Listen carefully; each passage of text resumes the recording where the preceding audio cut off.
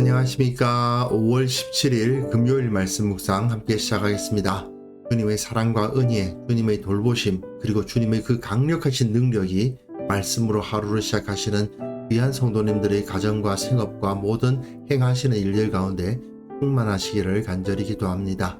오늘 본문은 누가복음 23장 13절에서부터 25절까지 말씀이고요. 예수님께서 많은 군중들 앞에서 빌라도의 재판이 진행되게 하시는 그런 일을 겪으시는 건데요. 오늘 본문에서 이 군중 심리의 문제가 좀 드러나기도 하고요. 예수님께서 죄가 있다고 하는데 정작 그 주변에 있는 모든 사람들이 다 죄인이었다는 사실이 드러나는 본문입니다. 오늘 본문을 통해서 우리 주님께서 우리에게 베풀어 주신 그 크신 은혜가 어떠한 것인지 다시 한번 확인할 수 있었으면 좋겠습니다. 그럼 먼저 말씀 보시겠습니다. 빌라도가 대제사장들과 관리들과 백성을 불러 모으고 이르되, 너희가 이 사람이 백성을 미혹하는 자라 하여 내게 끌고 왔도다. 보라, 내가 너희 앞에서 신문하였으되 너희가 고발하는 일에 대하여 이 사람에게서 죄를 찾지 못하였고 헤롯이 또한 그렇게 하여 그를 우리에게 도로 보내었도다. 보라, 그가 행한 일에는 죽일 일이 없느니라. 그러므로 때려서 놓겠노라. 무리가 일제히 소리질러 이르되, 이 사람을 없이 하고 바라바를 우리에게 놓아주소서. 이 바라바는 성중에서 일어난 밀란과 살인으로 말미암아 옥에 갇힌 자라라. 빌라도는 예수를 놓고자 하여 다시 그들에게 말하되, 그들은 소리질러 이르되, 그를 십자가에 못 박게 하소서. 십자가에 못 박게 하소서. 빌라도가 세 번째 말하되, 이 사람이 무슨 악한 일을 하였느냐? 나는 그에게서 죽일 죄를 찾지 못하였나니 때려서 놓으리라. 하니 그들이 큰 소리로 재촉하여 십자가에 못 박기를 구하니 그들의 소리가 이긴지라. 이에 빌라도가 그들이 구하는 대로 하기를 언도하고 그들이 요구하는 자 곧 밀란과 살인으로 말미암아 옥에 갇힌 자를 놓아주고 예수는 넘겨주어 그들의 뜻대로 하게 하니라. 오늘 본문 보시면 도대체 법이 왜 있나 싶을 정도죠. 원래 법이라는 것은 다수의 사람들이 소수에 대한 약탈을 막기 위해서 존재하는 겁니다. 물론 그 이유 하나만 있는 것은 아닙니다만은 기본적으로 많은 사람들이 소위 말하는 떼법이라고 그러잖아요. 그 떼법이 있지 않도록 명문화시켜서 이러이러한 죄를 지은 사람에 대해서는 이런 벌을 주고 이것은 합법이고 이것은 불법이다. 이것을 밝혀놓는 거 아닙니까? 그런데 예수님 당시의 예루살렘에서는 전혀 이 법이라는 것이 그 목적대로 작동되지 않고 있는 것을 볼 수 있죠. 완전히 법이 무시되고 있는 겁니다. 게다가 법을 집행하고 있는 이 재판관 빌라도의 입에서 무죄라는 말이 3번이나 선포가 돼요. 그럼에도 불구하고 그 3번의 무죄 선포가 모두 다수의 외침 앞에서 무력화되어 버리고 뒤집어져 버리는 거죠. 이러려면 법이 왜 있나 싶을 정도죠. 그 정도로 이들이 완전히 이 유대인 사회가 불법한 자들이었다 하는 것을 나타내주고 있는 겁니다. 빌라도가 대제사장들과 관리들과 백성을 불러 모았습니다. 모든 사람들, 모든 유대인들을 모았다고 말해도 돼요. 이르되 너희가 이 사람이 백성을 미혹하는 자라 하여 내게 끌고 왔도다.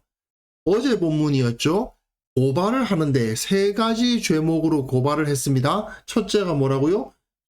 백성을 미혹한다. 둘째가 가이사에게 세금 바치는 것을 금한다. 이 말은 황제에 대해서 반역한다. 셋째는 자기가 유대인의 왕 그리스도라고 주장한다. 이 세 가지 죄목으로 고발을 했던 것 기억하시면 좋습니다. 그 첫째 죄목이 여기 언급되고 있죠. 백성을 미혹한다고 해서 내게 끌고 왔는데 내가 신문을 했다. 그런데 너희가 고발하는 일에 대하여 이 사람에게서 죄를 찾지 못했다. 그리고 헤롯이 또한 그렇게 하여서 그를 우리에게 도로 보냈다. 2조 빌라도와 헤롯이 증인이 되어서 무엇을 증언하는 것입니까? 이 예수라는 청년은 무죄다. 재판장이지만 또한 증인으로서 이 사람은 무죄다라고 선언을 해요. 보라, 그가 행한 일에는 죽일 일이 없다. 이게 사실은 선고문이죠. 그런데 이게 좀 이상한 말이죠. 그러므로 때려서 놓겠노라. 사형을 당할 만한 죄를 지은 것은 아니지만 폐형을 당할 만한 죄는 지었다는 겁니까? 아니잖아요. 이게 바로 빌라도가 법을 제대로 지키는 강직한 법의 수호자가 아니었다는 것을 보여주는 거죠. 이거는 사법적인, 그러니까 법적인 판단이 아니고 정치적인 타협이죠. 이 사람을 죽일 수는 없어. 하지만 내가 때리는 것까지는 할게. 적당히 타협하자. 이 이야기 아닙니까? 하지만 누군가가 유죄냐 무죄냐를 따지고 있는데 거기서 정치적인 타협을 한다? 그 자체로 불의한 행위죠. 빌라도는 예수님의 무죄를 선포하지 않을 수 없었지만 이런 불의한 말을 하고 있었다. 그러므로 결코 빌라도 역시도 의로운 자가 아니다라는 것을 확증적으로 보여줍니다. 여기서 등장하는 자들 중에서 의로운 이는 예수님밖에 없어요. 그 다음 본문 보시면요. 무리가 일제히 소리질러 이르되 이 사람을 없이 하고 바라바를 우리에게 놓아주소서 하니, 누가복음에서는 명확하게 이야기가 안 나옵니다만은 이때 빌라도가 바라바 대신 예수를 풀어주자 이런 식으로 또 정치적인 타협을 했었죠. 그러나 무리는 소리를 질러서 이 사람은 없애고 바라바를 놓아달라고 외치는 모습을 볼 수 있습니다. 그런데 이 바라바가 뭐한 사람이냐? 성중에서 일어난 밀란과 살인으로 말미암아 황제 가이사 로마의 권세에 대해서 반란을 일으킨 사람입니다. 살인을 했다라고 하면 로마의 법에서도 당연히 살인자는 처벌하게 되어 있습니다. 그렇다면 빌라도의 입장에서는 이 바라바는 처단하지 않을 수가 없는 자죠. 그에 비해서 예수님은 처단할 수가 없는 사람입니다. 절대로 벌 줄 수 없는 사람과 무조건 벌을 줘야만 하는 사람, 두 존재가 나타났는데 어처구니 없게도 반드시 벌해야 할 자를 놓아주고 절대로 벌할 수가 없는 자에게 벌을 주는, 그것도 십자가형에 처하는 이런 어처구니 없는 일이 벌어지고 있었다 하는 것을 보여줍니다. 앞에서요. 첫 번째 죄목이 뭐라고요? 우리 백성을 미혹했다. 두 번째 죄목이 가이사에게 세금 바치는 것을 금했다 아닙니까? 가이사에게 세금 바치는 것을 금한다는 것은 가이사에 대해서, 즉 로마 황제에 대해서 반란을 일으킨다는 의미예요. 세금 안 낸다 그러면은 힘으로 제압당하니까 힘으로 반란을 일으키지 않을 수가 없거든요. 밀란, 이게 바로 가이사에게 세금 안 내기 위해서 일어나는 일이거든요. 누가 가이사에게 반역했느냐? 예수님은 그렇게 하신 적 없으세요. 가이사의 것은 가이사에게 바쳐야 된다고 하셨지. 밀란을 일으킨 자는 바라바인데, 앞에서 예수님을 고발할 때에는 분명히 이 사람이 가이사에게 반대하여 저항하려 했다.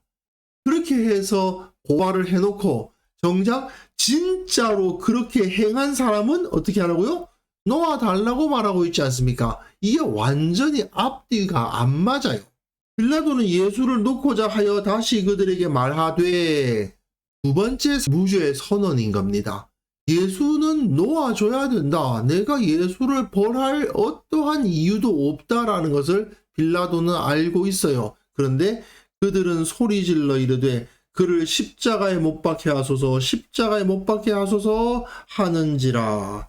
이게 하나의 그 군중심리 아닙니까? 누가는 이런 군중심리에 의해서 이루어지는 의사결정을 굉장히 비웃듯이 표현하는 경우가 많은데, 사도행전에서는 두 번이나 이런 게 나와요. 첫 번째는 사도행전 19장에서 에베소에서 한 은장색이 은으로 만든 아르테미스 신상이 잘 안 팔리니까 거기서 막 소요를 일으키고 사람들을 선동합니다. 그러니까 사람들이 모여가지고 막 난리법석을 일으키는데, 사람들이 외쳐 어떤 이는 이런 말을, 어떤 이는 저런 말을 하니 모인 무리가 분란하여 태반이나 왜 모였는지를 모르더라.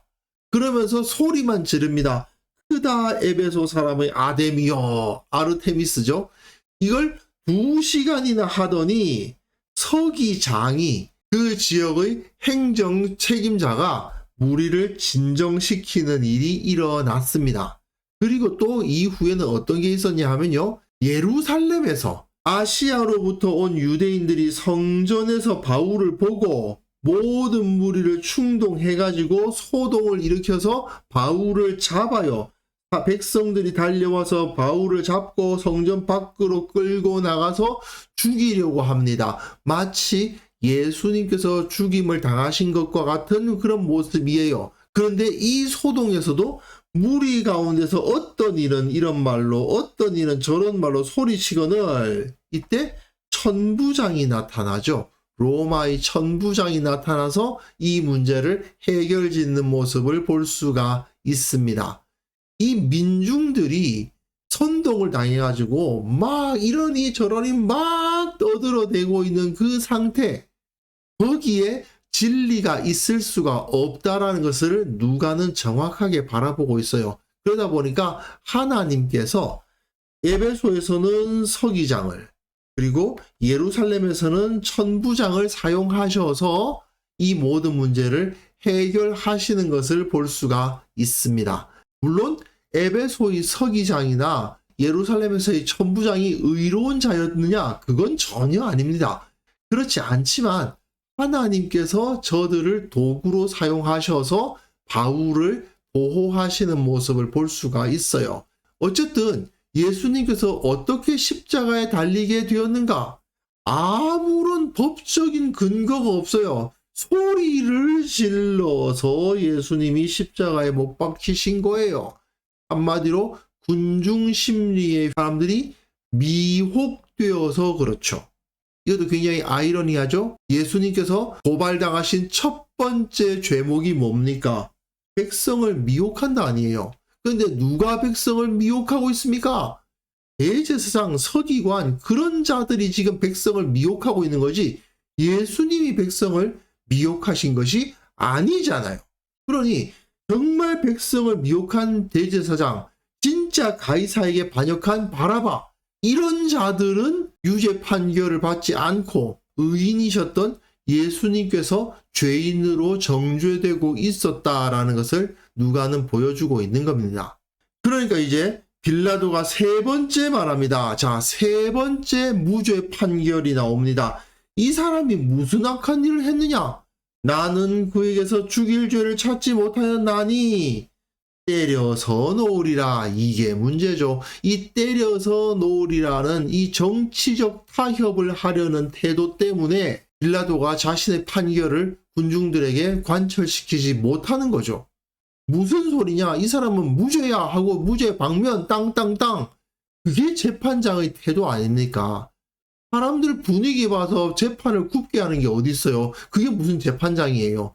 그런데 이 사람은 지금 재판을 하면서도 정치적 타협을 하려고 하고 있으니 그들이 큰 소리로 재촉하여 십자가에 못 박기를 구하지 않습니까?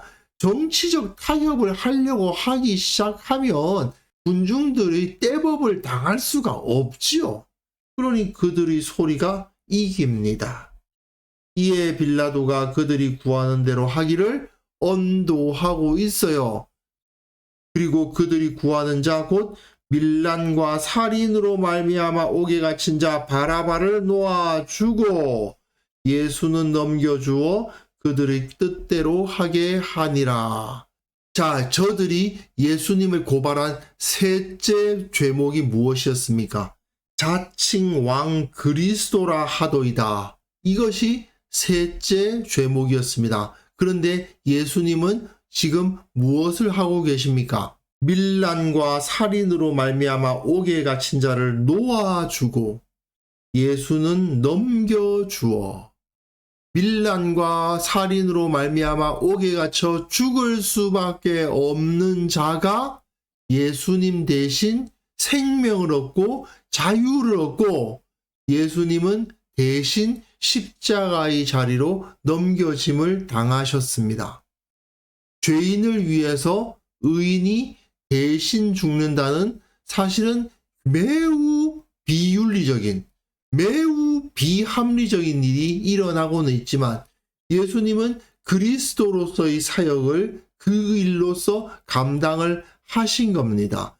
의인으로서 죄인들 사이에 오셨고 단 한 명의 의인으로서 많은 사람들의 죄를 대신 담당하시는 진짜 그리스도, 진짜 왕이 되셔서 우리들 가운데, 이 세상 가운데 오신 분 아닙니까? 그렇기 때문에 주님 덕분에 마땅히 죽어야 할 자가 옥에서 나오고 그 죄가 예수님께 다 넘겨져서 예수님에 의해서 죄값이 다 치러지고 모든 죄악들이 다 용서함을 받는 일이 일어났습니다. 그 일을 행하신 분이 바로 진짜 왕이시고 진짜 그리스도죠. 그러니까 주 예수 그리스도가 되시는 겁니다. 오늘 우리는 빌라도 앞에서 재판을 받으시는 예수님의 모습을 통해서 이 부조리한 세상 가운데 복음이 선포될 때에 어떤 역설적인 일이 일어나는가를 발견할 수 있습니다. 세상은 복음을 가지고 사람을 미혹하는 가르침이라고 막 주장을 해요. 믿지 않는 자들은 복음이, 예수 그리스도의 복음이 사람들을 선동하는, 사람들을 미혹하는 가르침이라고 주장하거든요. 근데 사실은 누가 사람들을 미혹합니까?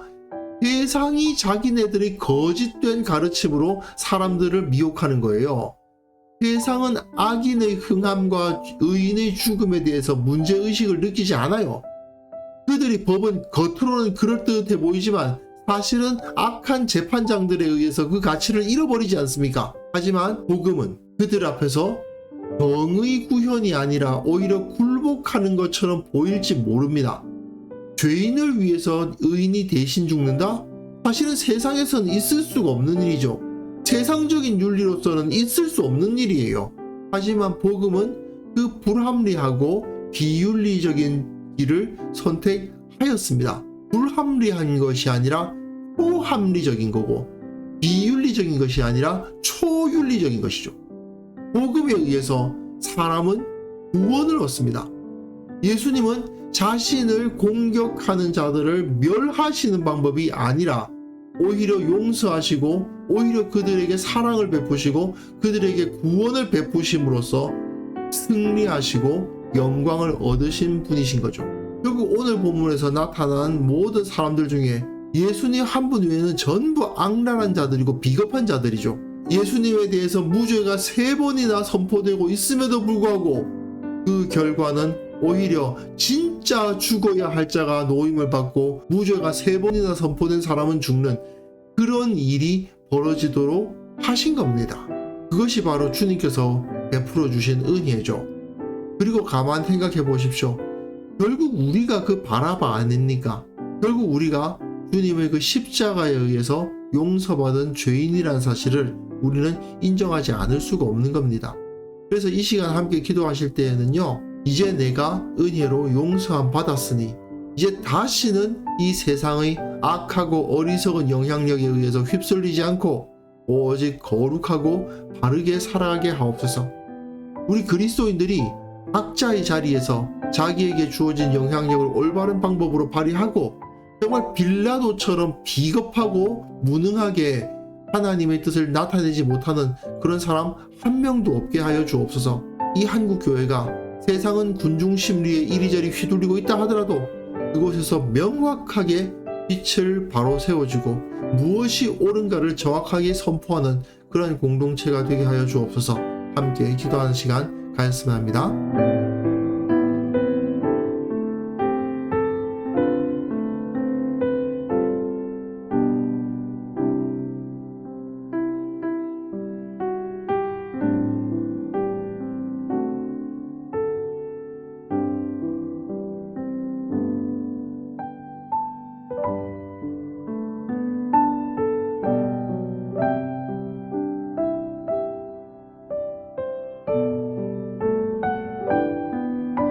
하나님 아버지, 주님께서 제게 베풀어 주신 그 놀라운 용서의 은혜를 기억하면서 이 세상의 악하고 어리석은 영향력에는 다시는 휩쓸리지 않겠노라 결단하며 오직 거룩하고 바른 삶을 살아가기를 원하오니 주께서 도와주옵소서. 모든 그리스도인들이 각자 자기에게 맡겨진 자리에서 주어진 영향력, 주어진 사명을 올바로 발휘할 수 있도록 도와주시고, 우리 성도들 중에서는 단 한 명도 이 빌라도처럼 비겁하게 자기에게 맡겨진 일을 감당하지 못하는 어리석은 자, 약한 자, 비루한 자가 있지 않도록 붙들어 주시기를 원하옵고 바랍니다. 아버지, 특별히 한국 교회를 위해서 기도합니다. 군중 심리에 휘둘리고 있는 이 세상을 교회는 명확하게 바로잡는 재판장의 역할을 하고 다스리는 자의 역할을 할 수 있도록 도와주옵소서. 무엇이 옳은가를 명확하게 바르게 보여주는 기준점이 되는 공동체가 되게 하여 주옵소서. 그것을 통해서 이 세상을 바르게 인도하고 주님께서 원하시는 진정한 정의, 진정한 올바름이 나타나는 땅이 되게 하여 주옵소서. 아버지 하나님, 오늘 하루 우리가 살아가는 그 모든 삶 가운데에서 주님의 돌보심이 있기를 원합니다. 무엇보다도 주님께서 내게 맡기신 사명 온전히 잘 감당하는 하루가 되게 하여 주시고, 주님의 그 사랑과 구원의 은혜를 잊지 않는 하루가 되게 하여 주시고, 기도할 때마다 주님을 느끼고 또한 주께서 응답해 주시는 것을 체험하는 하루가 되게 하여 주옵소서. 영적으로 육적으로 강건하게 지키시고 주님의 그 사랑 가운데서 온전히 진정한 지혜로서 총명해지는 하루 될 수 있도록 주께서 우리를 붙들어 주시기를 원하옵고 바라오며 예수님의 이름으로 기도합니다. 아멘.